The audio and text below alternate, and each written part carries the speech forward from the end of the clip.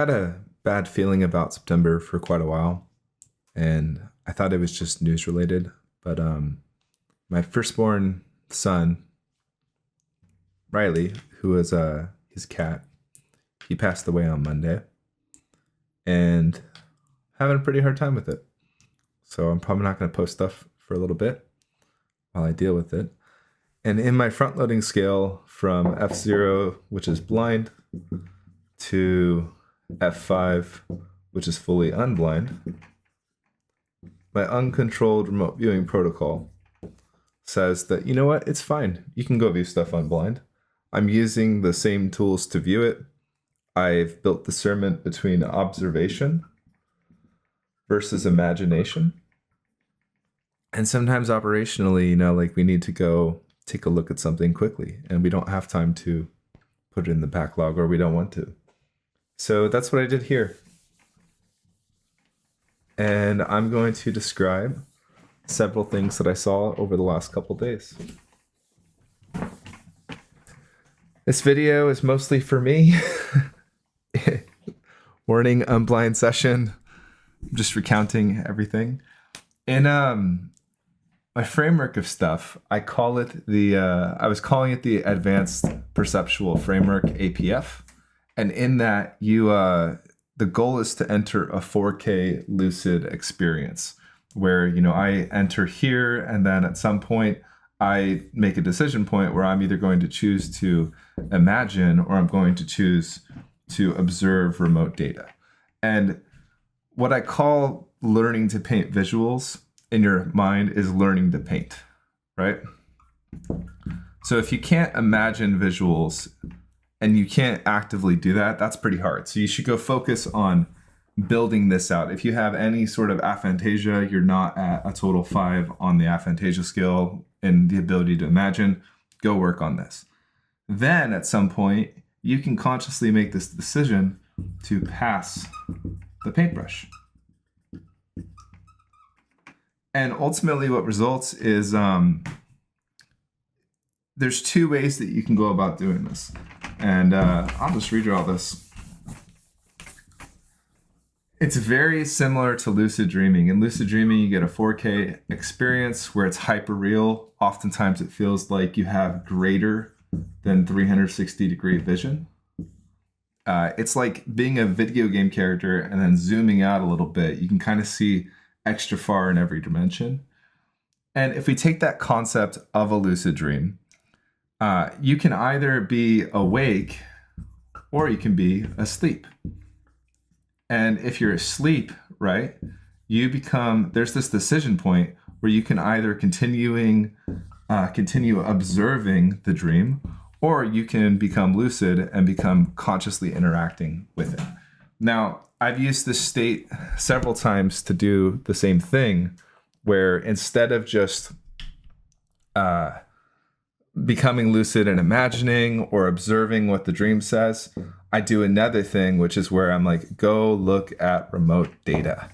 So you can use that state. You're in deep delta. You're very deep there, where it's like, I'm not going to imagine. I'm not going to just sit there. I'm going to choose the thing and allow data to come through. That's ultimately what I did. So we knew Riley Kins was not feeling well. We took him to get some blood work the Tuesday before. It just said that he had a high blood cell count. I've been checking up on him every night, trying to get him into bed with me. We did that. He went to bed. We snuggled for a bit. I woke up around 5 a.m. to go to the restroom, came back. At some time later, he jumped down, went into the bathroom, and I heard him.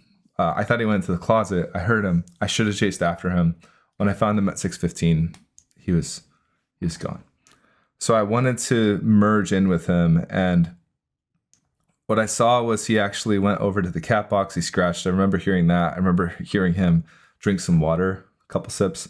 I remember the door opening quite loud, which was pretty characteristic of him.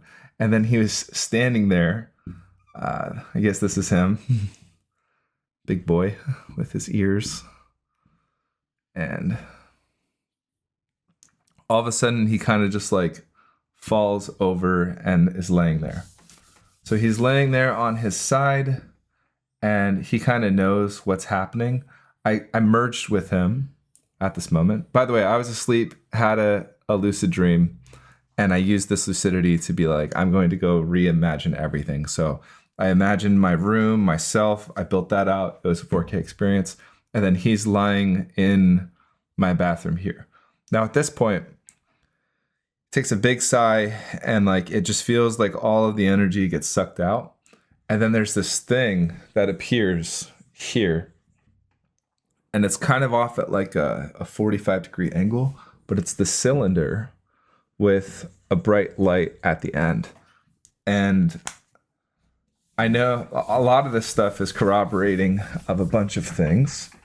But then the perspective, instead of it being up into that, he like looks up, and then it's just looking directly at this. There is no up, there is no down. And there's like this, if you can imagine perspective, right?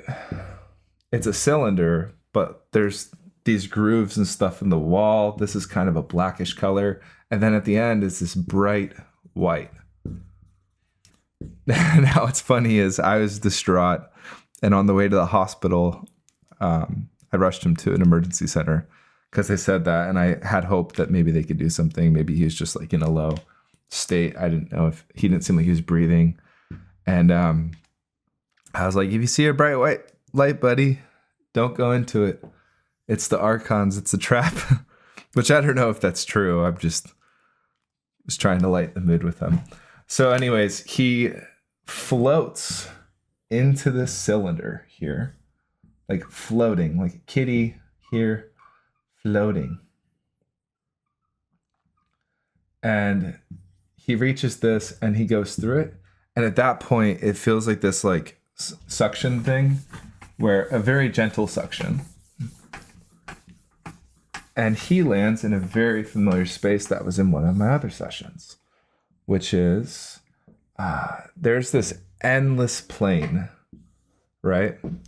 I'm just drawing these as planes, but it's really endless. There's a ceiling and that, and it's just all bright white. We'll just make it a box for now, but you can imagine what it's like if it's just endless white, but you can tell that there's, you know, like a top, a bottom and stuff. And he's kind of just sitting there. This is his perspective, right? And I'm seeing it from him.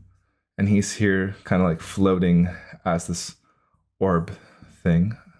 And these other little orb things are there, and they're all directing their attention at him.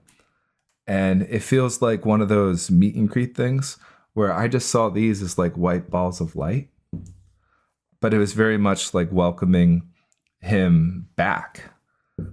So it was saying like, welcome back.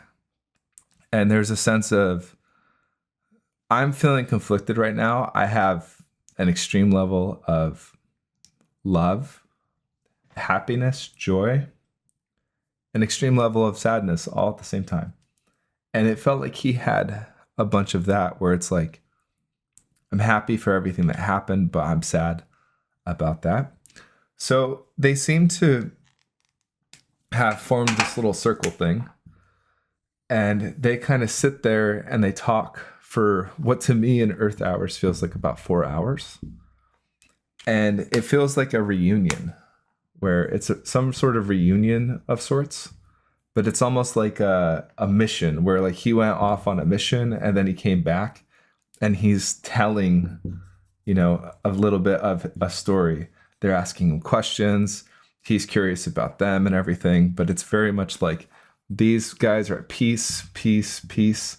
And he's like in this state, you know, which needs some sort of consolidation. So past this, once this little reunion review finished up. Oh, by the way, all the entities did not feel like people per se.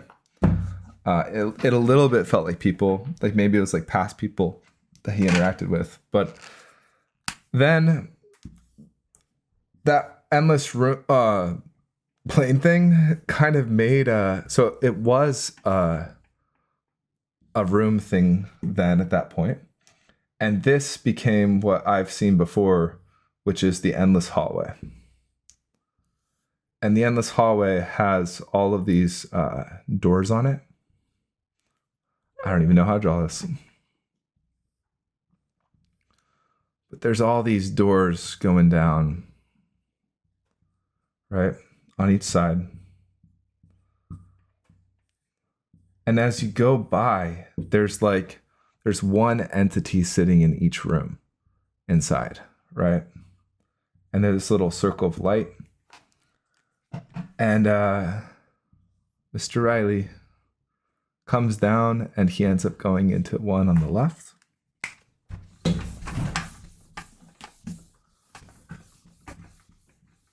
In the Beyond the Veil one, we enter the white void, and there are different doors. We'll get to those later. So there's this room, which I'm going to draw as a square for now. And all of this is very reminiscent of the way that Edgar Cayce talked about the Akashic Records. He talked about the Akashic Records in that he saw it as like a Greek library.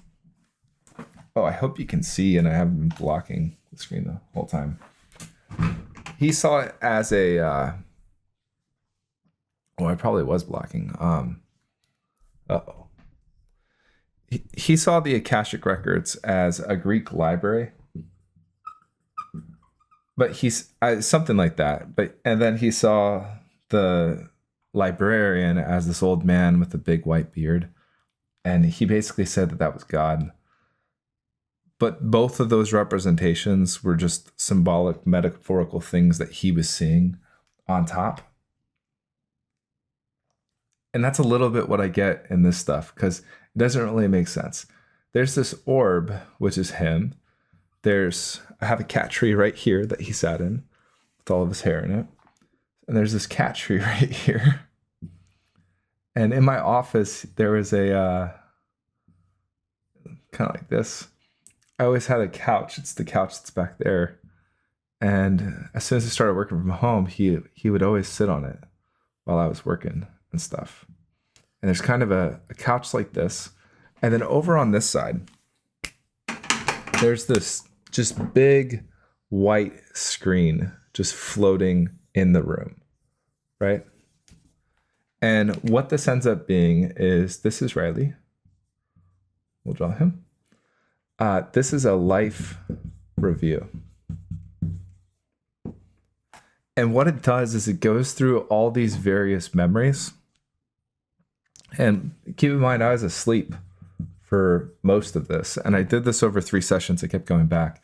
And he just keeps thinking of a thing, being asked to like regurgitate his whole timeline of individual events and stuff. And it's this weird sense that he's experiencing all of it simultaneously. And then there's these like choice moments that get picked out. Now, the coolest part is that when he really gets into a memory, this turns into a sphere. And the whole room kind of disappears. And he's at the center living the memory again. But like from an observer's point of view, he can sit there and merge with himself. He can be a spectator. He can zoom around. He sees me. So I saw myself in quite a bit of it. I got him when he was 1.5 years old. And he ended up, I went to PetSmart. We were looking for my other cat, Samantha. And we were trying to get a cat. So we were going and getting a cat tree. He went up to the window and put his paw up and started tapping at it and looking at me. So I saw that from his perspective, which is really wonderful to see. And actually, to dive into that one specifically, he, when he saw me, I was like, look at this cat looking at me. And his perspective in here was, there he is. I don't know why he ended up there at 1.5 years old, but it was in that it was like he was looking or waiting for me, and he just locked eyes directly on me, and we had an experience. So I guess I could draw. I don't want to erase this one quite yet. I could redraw this 1 million times though, because I saw it in 4K. So there's so many events here. One of the other one, I will just erase this. One of the other things that I saw was I've recently moved to South Carolina about 3 years ago. It's nice and warm here. And I moved from the Seattle, Washington area. And about 2 years before we moved, we had built a house. And there was this patio there, like this. And I had an L-shaped couch thing, like outdoor couch thing here. And then he had a cat tree right here. And he loved to sit on this cat tree, right? He just absolutely freaking loved it. And he would perch in here and do that. And this was a covered patio. Like this. And off in the distance, there were this mountain ridge. And this is all green trees out in the mountains and stuff. And my fence was here. And there was green grass. And the only thing you could really hear was the faint roar of a... I'm going to shift this over. You could just hear the faint roar of a freeway over here, right? But besides that, it was like so peaceful and quiet. Now, and this is like the entrance with like sliding doors and stuff. I thought that when we moved here, he would want to go out on my patio, which was screened in and such. And my new patio is literally 5 times the size of this patio. But what I got was that his favorite temperatures outside were 55 to 65 degrees Fahrenheit. And then oftentimes when he was here in Myrtle Beach, it was just too freaking hot for him to go outside. So like right now, I mean, it's like 80 something outside and he is like, I want to go into the cool AC. And he just really didn't like that. But some of his happiest, most peaceful moments of inner joy where he's just sitting there by himself, we're sitting out on this patio just looking out. After they built a house behind us, I remember one of the times like that nobody had gone into the house yet. And we were looking for him. We like couldn't find him. And he wasn't an outdoor cat. So this is like the reverse of our place. So there's this entrance thing here with that. I don't think they had anything there yet. And we're looking out from our window over here because they're like mirrored houses. And I just see little Riley over here sitting in their window. And we had to like go over to the other side and go into this house that was being built and go grab him. But this was his, some of his happiest time was being here. This was his joy. There were other times that we went through, like there was a patio at a condo that I got when he was younger, and we lived there for about 4 years. And we put a screen door in so that he could go in and out. And he loved that, but he really loved this spot because he was a little afraid of heights, which I didn't know. That one surprised me. Now, back to the life review. In the life review, it was like he had a mission assigned to him. And it was very odd because it was basically like, I don't know if there was like another entity in the room with him, but this is the room again. Here's Riley with the cat tree, the couch, and this big screen, right? And it was like there's just this voice from all directions talking to him and is basically asking him to self-reflect if he accomplished the goal that he was there for. And the goal that he discussed, which surprised me, was that his whole, like, this sounds egotistical, but his whole thing was centered around meeting me and basically helping me out the whole time. And when he passed, I was saying that I'm so glad that he adopted me.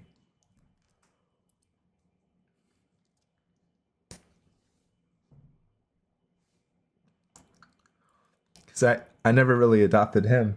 He adopted me. And I kind of got the purpose was that I was really closed off and didn't want to love or be loved or anything. I just wanted to be alone. And I feel like he turned that completely around. And I guess like this right now, this is proof of that. Where now I'm filled with all of this love that's for him. And I always said, his name is Riley Andrew, my last name. And some people don't feel that that's right. They're like, you shouldn't personify cats. But I don't really care about those opinions. He was my kid. And one of the comments I got was like, that's not like good training wheels for a kid. And I'm like, well, if you can't take care of a cat, you can't take care of a person, right? And I feel like the reason why I'm such a good dad now, I have 2 girls who are 1 and 3. The reason why I'm such a good dad right now is because of Riley. Because he basically like ramped me up, got me caring, got me thinking about other people, and walked me into that position to be ready for it. Now, one of my biggest regrets is in my camera roll this last year, around September of 2023, you can basically see it in my camera roll. He stops being in a lot of pictures. And I know why. My older one, who turned 3 in May, she was just kind of a little bit too much. So he started just going to our bedroom. And both of my cats would just go to our bedroom. They would sit on the bed together all day long. And, you know, life got the best of us. And I tried to bring him up to my office. He didn't really like it up here. And I didn't know why he didn't like coming up here. But Riley and Samantha, they would both kind of just lay out on the bed all day long. And this is what I feel kind of guilty about. And honestly, like, we didn't really see him all that much. And then when we come in to go to bed, they would be gone.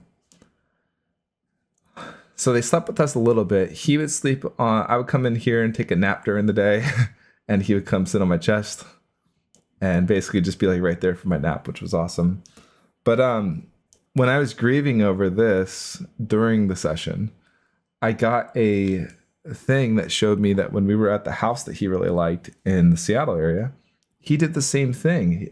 We had a second guest bed that was a second king size bed.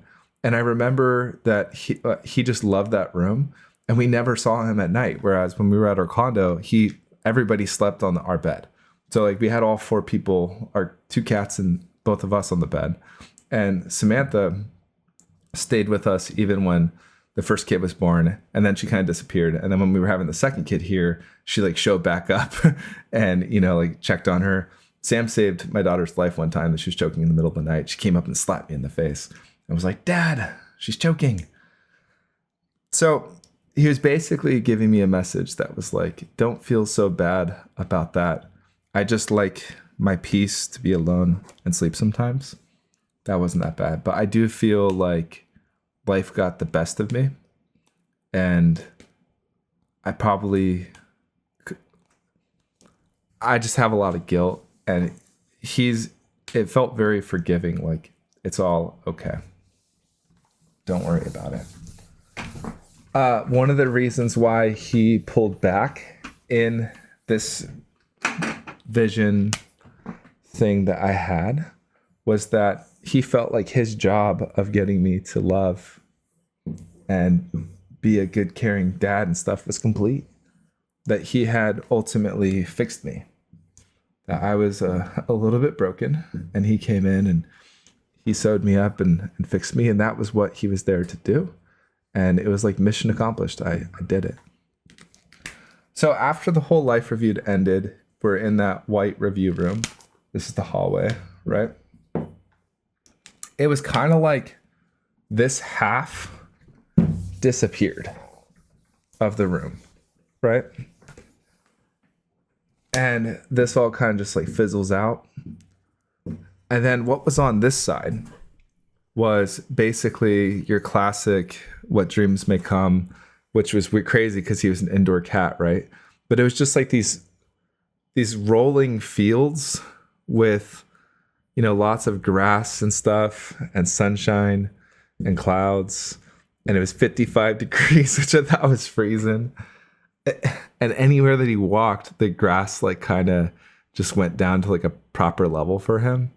And he's kind of just there now. And he's sitting there with like all these other beings who are just like roaming around this field thing together. But the field is once again the Greek library concept, where I'm experiencing it as a field, which is some sort of metaphor, but it's not a field. It's not anything that is a three-dimensional reality thing. There aren't colors and things like that. We can't map it on. So this is a metaphorical representation of what it is. That he's in some area with other entities. And this kind of feels like you're free to leave whenever you like, but this is a place for healing. So he's there to heal, to think about all of the issues from his life, from how he did, to grieve and love and basically like recover. And it really feels like there was a job, like there was an intent, right? That he can't come here to do. And he feels like it was mission successful. Then there's a feeling that, you know, after some time that he sits here and he's there, he can stay as long as he wants, that he's basically ready to take on the next mission, right? And he's supposed to come back. So I do see, I've got multiple times for this. I got 6 years, I got 5 years, I got 16 months to 2 years, 4 months and stuff. But there's the hallway, right? The endless hallway. And this endless hallway is all the life reviews, right? There's outside of here is this like loading zone where there's these portals that kind of open up and entities come in, they drop in. It feels like the same one for humans, but this feels different. And it's not like different from humans. It's more like there's just different purposes. Like this is like a group or a battalion. It's what they all kind of have like a similar goal and purpose in that. Now, somewhere off over here, there is another room with, it really is mostly endless there. And this is another set of doors. I believe I showed it in my other session. And I have that after a period of time, right? Riley comes up, he decides that he's ready. It really, you know, when you're about to do something that's, you know, is going to be like harrowing, you're getting ready to do your taxes and you're like, ah, I know what's about to happen, but it's worth it. Or you have a kid and you know how much stuff you're about to go through, but you're excited to do it, but you're also scared. He goes here and he goes through the portal. And this is birth. So it goes back to Earth and he does something again, right? And obviously in my grief, I'm like wondering, you know, does he come back to me? Am I on his mission thing again? Does he get to just come enjoy time with me? I do think that I would do some things differently. I feel very guilty about some of these videos where, you know, like when I'm doing the September video, my cat's dying, right? His birthday was Friday, August 30th. And was that Friday? I don't know right now. I believe so. See, like, I don't even know. And I went to my aunt's birthday thing. I said hi to him and he was asleep when we got home. But I really didn't, I feel like I took him for granted the last 8 months just because life got too crazy. But I hope he comes back. Now, when I wanted to know where he goes and stuff, I saw a very familiar thing, which is this sort of looking thing where there's like an open box here and there's all these, and it's the loading place at PetSmart. And if you guys don't know what PetSmart is, it's kind of like a pet store, and they host no-kill shelters there. That's where I got him, right? And then this one right here, there's a gray cat, and his name is Jet, Jett, right? And I am going to PetSmart, and I look over. This is like some very good amount of time later, and I look over, and Jet was lying kind of there. He shoots up, and then he puts his little paw on the window just like Riley did. And I'm basically like, oh my God, that's Riley. I walk up, he's this gray cat, black eyeliner eyes and stuff. His name's Jet. I think he's over a year old at this point or something. And yeah, he's basically looking at me like, I found you. That is the same thing that I got when he found me the first time. And he has some sort of like new thing to go through. So I go talk to somebody, I go in there, and I remember doing this at the one in Bellevue, Washington, where I got him. And I'm sitting there and, you know, I'm holding him. And my other cat doesn't like being on her belly at all. He would put his paws right here and just absolutely love being held. So you hold one arm underneath like this, and he'd sit there. But then he'd take his little head and he'd go like up for a kiss like that. And then when he would do that, I'd scratch his chin, and he'd start purring like absolute crazy. So I'm holding Jet over here, and his little head's like this. He's looking away as Riley always did. And then he goes up for the kiss. And I look down and I'm like, is your name Jet? And he puts his head down here. And then I say, are you Riley? And he looks up dead in my eyes and then goes again, gives me a little head kiss. So of course, yesterday I ordered Chipotle for lunch, which I haven't done in a while because Chipotle is directly across the street from PetSmart here. And I went by and went looking. And the whole time I got the sensation that it's like, wait, right? Now what's funny is that the way that I normally take to get to that PetSmart, there's a left turn that was under construction, like completely blocked off. So I had to go down here and then do this long thing. There's this big circle to get to there after doing that. I go to the Chipotle, I turn in, their parking lot is under construction. So we have one construction, two construction. So I do that. I look across the street after I get out because it's literally like, here's Chipotle, and then across the street is PetSmart. What do they say about things? Things come in threes. Their parking lot is under construction. It was literally like the universe was saying, don't go to PetSmart. Stop. Like, don't, like, give it some time, pause, wait, relax, right? And yeah, I went in there. I ended up buying another cat tree for my other cat and a bunch of stuff that I don't need as I was grieving. When it went through and said the donation, I just hit the $20. And she's like, what? And I was like, I got my first cat at PetSmart, and he just passed away on Monday. And then I cried and left. I was like, I'll see you guys next week. Because I'm probably going to go back every week now and I'm going to be looking for Jet. Or looking for Riley. I think his last message was, I've gained some weight since, COVID, like everybody, but I also had 2 kids, and I started drinking a lot more coffee. I need to lower my caffeine intake. My daughter has a rare thyroid disorder, and she has a really hard time with weight. I need to watch her calorie count and stuff, which we've been trying to do, but we could do a better job. He was a 25 to 30 pound cat his whole life. And he didn't really honestly eat that much. And there was a point when he was probably 8 where he stopped wanting to play, right? And at that point, he started to get, chubs. And there's this whole thing about, care. Like, was he taken too soon? He was 12. And if you look at for cats his size, it's basically like they live 12 to 14. But, he was taken on the early end of that. And it all happened within like a week or two.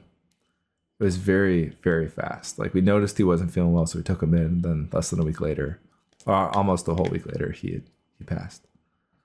So there's this whole sensation that, like we need to do that. I feel so much regret about how I didn't see him as much as I did before kids this past year. So I've been taking a lot of extra time with Samantha. He always was there's this present moment factor. Like the reason why I like surfing and doing this stuff is you're not thinking into the future. You're not thinking into the past. There's this present moment that's required.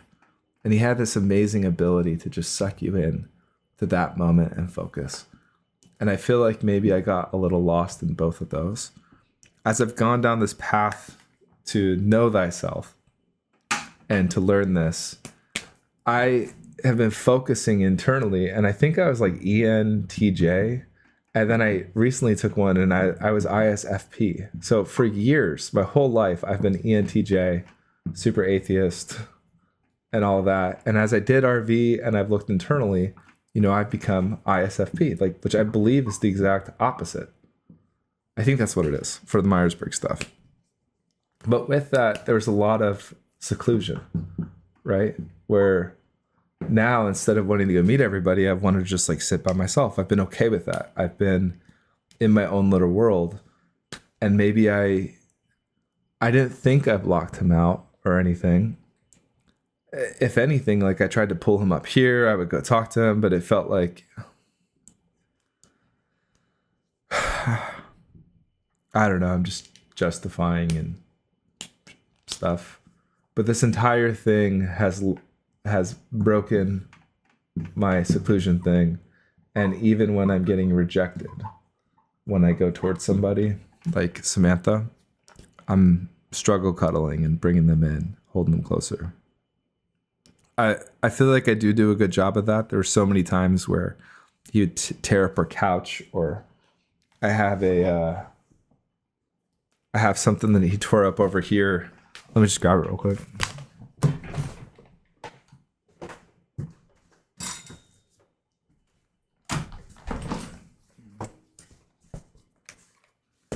He tore up my daughter's playroom tile.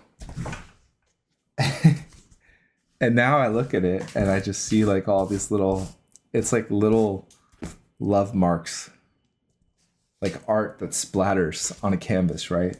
Each one of these was a little movement.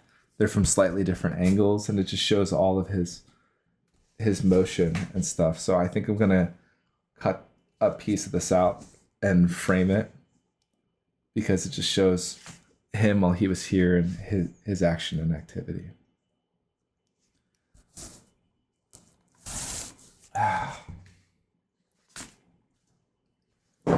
This is very therapeutic. I feel like every time I think that I am done and I don't have any more tears left, I take some sips of water, I rehydrate, and then they come back. I don't know how long it's going to take me. I kind of hope never.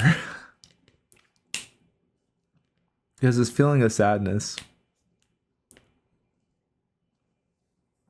comes from a place of love.